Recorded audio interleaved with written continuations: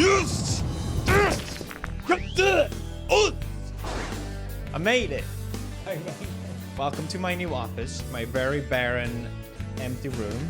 Hopefully it doesn't echo too much, But it's in Japan. I would show you outside, but I don't want to dox myself right away at least. After 3 years, after 3 long years, I am finally here. Oh my god. If you saw my video a few months ago where I was ranting about how this attempt to move, how difficult it's been, at that time I didn't think we were gonna make it even, so the fact that I'm here, it just feels unbelievable. It still hasn't even sunken in yet. Every time I wake up, I'm like, where am I? Why is the weather nice? I don't get it. But everything went super smooth. The dogs are, they're getting used to being here. Turns out jet lag is a thing for dogs as well, which made transitioning really difficult because they kept waking up super early. But they're doing great, and I'm really happy for it. We're doing really great as well. Honestly though, first few days was kind of shocking. First it was like, we made it to Japan. Oh, we're in Japan. The fuck? We don't speak the language. Did we just move to another country where you don't speak the language, half across the globe? In our 30s? With no real goal or reason? Yeah, I guess we did. I guess I should explain why we made this move, because it is a bit of an odd one. Usually when people come here, it's for a job or to study and things like that. We're here mainly, I guess you could say, is because we really enjoy it here. Every time I talk about Japan, people for some reason seem to want to bombard me of, well, did you know Japan is really high this or that, or it's not. I'm not trying to romanticize this country like it's this perfect thing. It's just that we really like it here. We feel really comfortable here and we really enjoy it.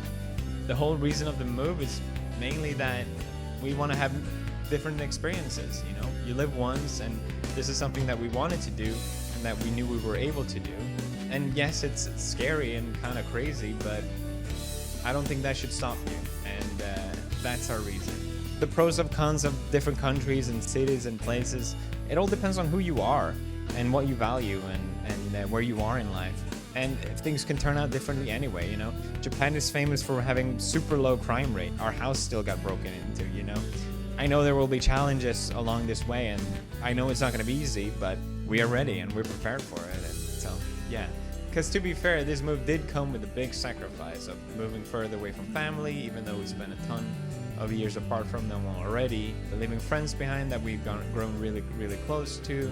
Hopefully we can still stay in touch. I mean, modern technology makes that happen, but it's still tough. And not to mention the whole process. We were planning this move at the same time as our wedding because we felt like we wanted to speed things along as much as possible. See how that got for us. We knew it was going to be difficult, and it was difficult, but then when COVID happened and there was just no updates for 2 years about what the situation of people entering the country was going to be. And honestly, it was the most frustrating thing I've ever had to endure. Maybe you can say that means I'm privileged, but it was awful, and I never want to do that again. I think the best way to put it is, if I knew everything before this move, no way I would move. No sane person would go through all of this just to move country. It's just too much. And despite how difficult it's been and all the challenges and sacrifices of time and stress and money and oh god, I don't want that all to weigh me down. I'm here now. I'm super happy. I'm super excited.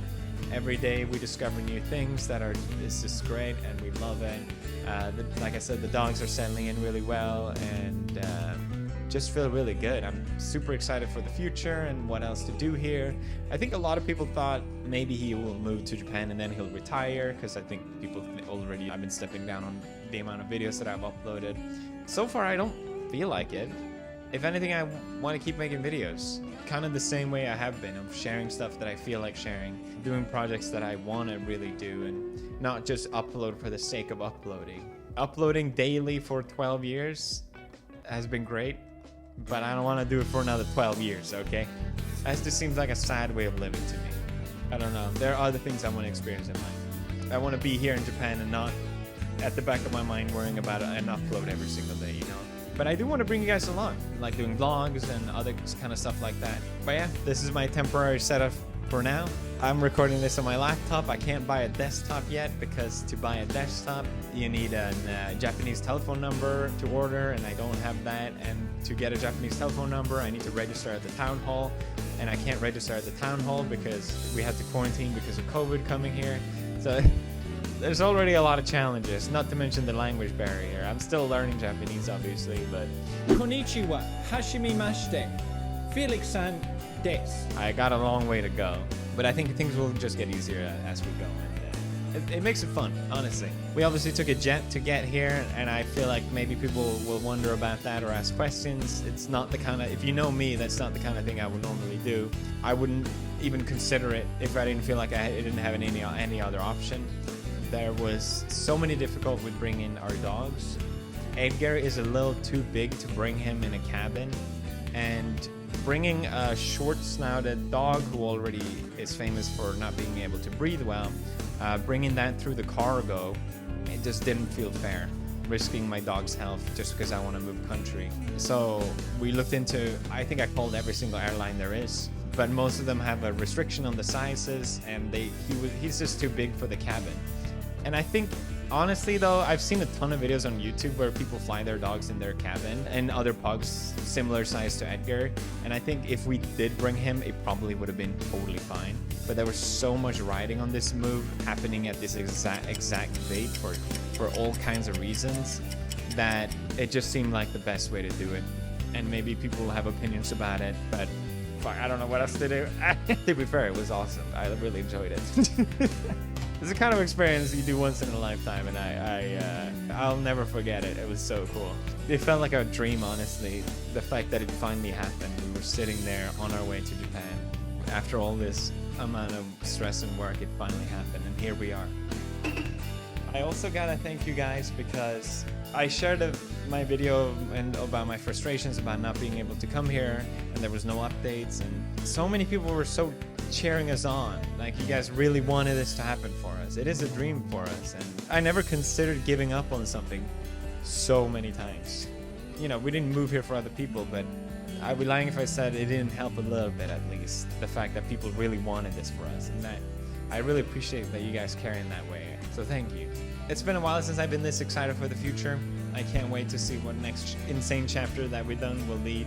I think me and Marcy have always taken really big leaps and risks that have at the time been really scary, but they've always paid off. This feels like the kind of video I want to react to in like 5 years to see how it all worked out. But yeah, I look forward to sharing this journey with you guys, and thank you for watching. I'll see you in the next video.